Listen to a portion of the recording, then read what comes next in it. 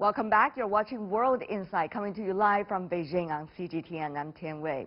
Global governance is indispensable because nations increasingly face enormous challenges that cut across borders and global in scale. Governance can benefit both education that hone in fresh talents and ideas. Recently, we get a chance to hear out some of the world's preeminent experts and scholars. Today, we have the president of the University of Chicago. As the head of an academic institution with the most Nobel Prize winners, Robert Zimmer emphasized the free and open inquiry as the bedrock of research and education.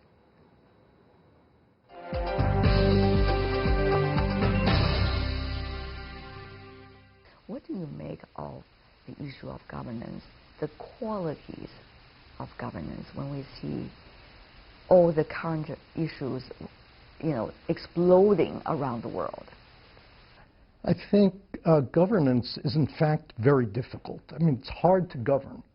And I think that one of the things we're seeing is the complexity that people face when they're in these environments. And this happens in large corporations, it happens in large governments, it happens in international governance questions, happens in universities.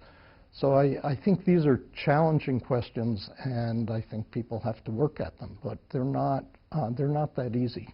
As an educator, how do you think the ideas about better governance can be also learned and cultivated in the young hearts and young minds on your campus? Well, I think it's an important thing to do, and again, it is quite a complex issue. I think one thing that is extremely important is to talk to everyone constantly about the importance of honesty and absolute integrity in whatever they're doing. Now, honesty and integrity are a foundation because one of the questions about governance is whether there is trust, whether people are going to believe that you're doing things that you say. Not everybody will always agree with you, but it's very important that people believe that you are saying what it is you're doing, and you're taking your actions in an honest way and in a way that's filled with integrity, even if they may disagree with exactly what it is you're doing. And I believe this question of trust is an absolutely importance, and the question of honesty is absolutely importance, and it provides a foundation for dealing with the complexity of governance, which, as I say, is very complicated and not simple. Trust and honesty, I did notice those two key words you just said. However, if you look at what we are having these days in the world, you notice that is exactly what is lacking here. So is this just temporary phenomenon, or this is going to be with us for quite some time? In other words, this generation is likely to be defined by this struggle about trust and also honesty. It's a little hard to say. I think, again, if you take a long view, you see these questions arising, they become more intense, then they become less intense. So as somebody who grew up as a student in the 1960s, it's a very tumultuous time around the world. Exactly. And how did you guys survive? Somehow here we are. And so, you've seen periods like this before. They can't have different qualities because the problems are not the same, but this sense of needing trust is very important.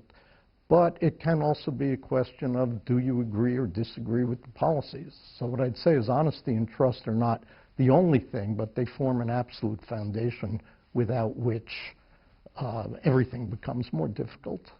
But what about building trust in America? You've been addressing this issue, Mr. President, to your students over the past few years.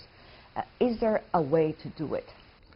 Well, one of the things that we've been emphasizing to our students is the importance of actual meaningful discourse, which is that when you have somebody who disagrees with you, it's important to both understand what they're saying, but also to accept the fact that people can disagree with you without being evil. It's one thing to say, I disagree with you and think you're wrong. It's another thing to say, I disagree with you, and therefore you're evil. And I think a very important feature is to have students understand that not all arguments around a certain issue are going to point in the same direction. The world's a complicated place, and you need to allow for differences of opinion, which are inevitable and, in fact, important for coming to reasonable conclusions. People look at what is going on now and wonder whether it is the lowest time in their lifetime when it comes to the changes. How come, they wonder? Bottom lines, common sense, have already become a luxury in some cases. Mr. President, what do you make of this period of time that we are experiencing right now? Is this the low time, or is this the dawn before a big thing happens? I don't know. I just want to ask your insight here.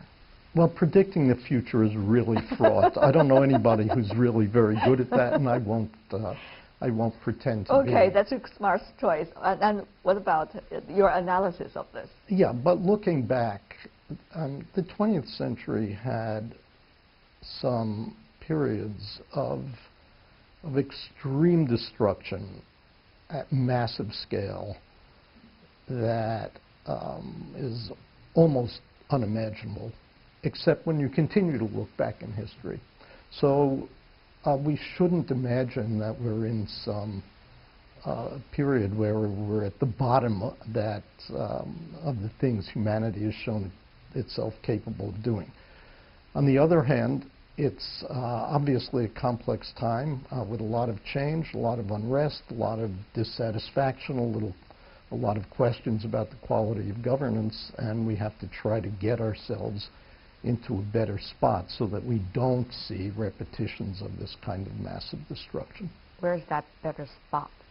Better spot is one where people are not being murdered, where there's enough conversation so that the kind of miscalculations that can take place are minimized, where people can think about competing, because competing is a healthy thing, but that they're doing so in straightforward, honest ways without demonizing the others.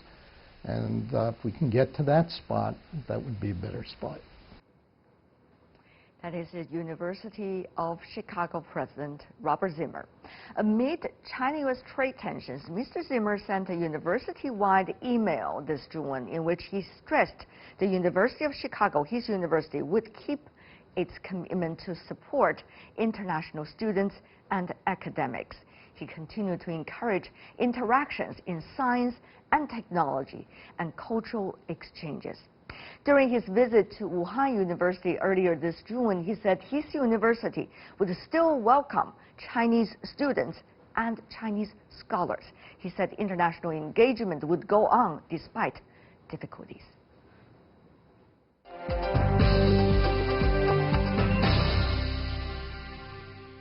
You were voicing your opinion directly about U.S.-China issue.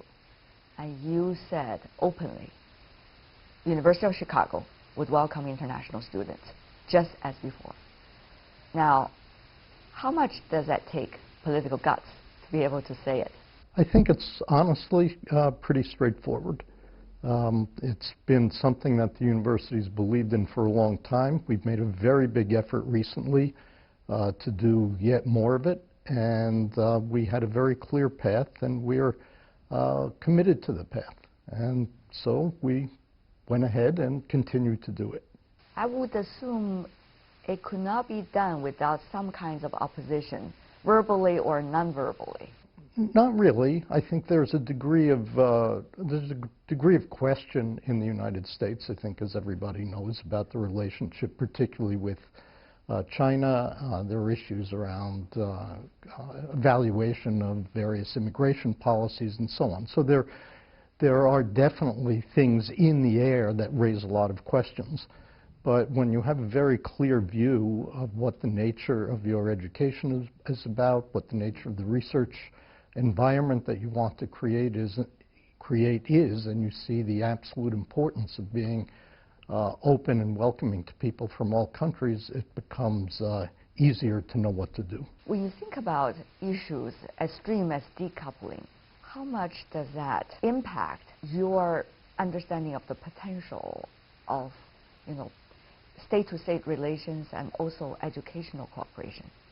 Well, when we began doing more in China and having more Chinese students come to Chicago, this goes back now over a dozen years, honestly, we knew that there would be times when the U.S.-China relations would be better, there'd be times when they'd be worse. These are two big, complex countries with a lot of interests in common and a lot of competitive interests. And so it's just inevitable that there'll be times when things are better and worse. We're a long-term institution. We take a long view. Our research programs take a long time. Our education programs take a long time. And so we need to be focused on what it is we can do, which is provide outstanding education and a great research environment. What do you think it might be some of the things the University of Chicago could tell, the stories to the others in your country or elsewhere about what should be the real essence of things when it comes to cooperation, Mr. President? Yeah, I think there are several things. First of all, people actually need to understand what's going on in the other country much better. If you're sitting in the United States and you look at China, you've got this massive transformation, and people in all sorts of disciplines, students studying all sorts of things, are going to and should want to simply understand, how do you think about that? What can we learn from it? What can the world learn from it? How does one reflect one's assumptions about how to do things based on this? Where is China succeeding? That provide lessons to others. Where is it not succeeding and doesn't provide lessons? So there's a lot to learn from understanding this, and it's so important. Likewise, I think there's an enormous amount to learn for Chinese students and faculty coming to the United States. So I think just from the point of view of providing a good education and a good research environment, these exchanges are exceedingly important. On the other hand, I think they obviously also have a long-term benefit to societies, understanding each other and ultimately figuring out how to work together well over time. Mr. President, the University of Chicago is well known worldwide for churning out the best talent in the academic world. If you look at the number of Nobel Prizes winners that were originally or related to the University of Chicago, it's the biggest possibly. So how do you look at the quality of academic research, basic research, and as a president of a university, how much do you have to put into the long-term thinking about basic research? Long-term basic research is an absolute foundation of what we do at the University of Chicago, and it needs to be an important feature of every institution.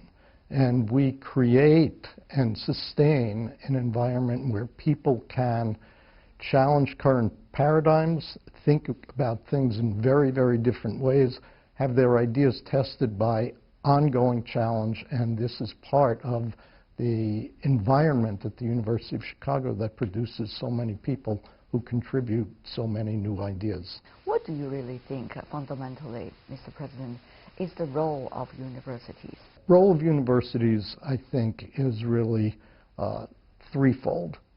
First is to educate students. And what does that mean? It means to provide them with a set of skills, not just knowledge, but intellectual skills and capacities that's going to serve them for their entire life. How do we think about complex problems? How do we challenge assumptions? How do we look at different points of view? And how do they come together? And how can students learn to make their own synthesis out of these very complex questions and complex world? Do you have to build a great wall, in a way, to safeguard your students so that they could still have access to the kinds of freedom of opportunities and engagement that they should deserve? Yeah, there are certainly a lot of pressures around constraining speech, constraining discourse. These have always existed. Sometimes they're more extreme, sometimes they're less extreme. What about now? Now I would say there's quite a bit of pressure around this, and we've made a very strong statement about this, now known as the Chicago Principles, been endorsed by over 65 other institutions, and we simply believe very strongly in the importance of this type of education, and we aim to protect it. And do you need to persuade the others, the 65 who signed on this, which you proposed at the very beginning?